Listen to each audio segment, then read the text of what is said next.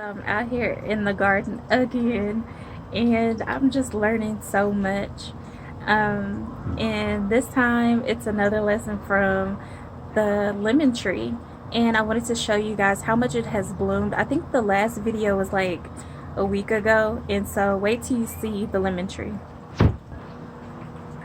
It has blooms all over it, and I believe that that was like just a week ago, like when I did the video, and it had like a few flowers on there, and now it's just like blooms everywhere.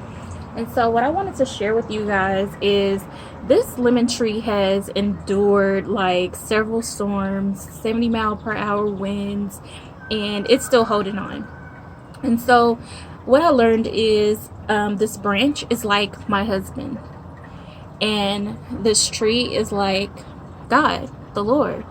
And so your husband is the branch, and he's holding on to God. And as we, the women, the fruit, we can bear fruit, which are the children. And so as we bear fruit and we're holding on to our husband, and our husband holds on to God, you're able to stand through anything. And you guys keep standing together and you'll bear fruit. So just keep clinging to your husbands and pray for your husbands and thank God for our husbands.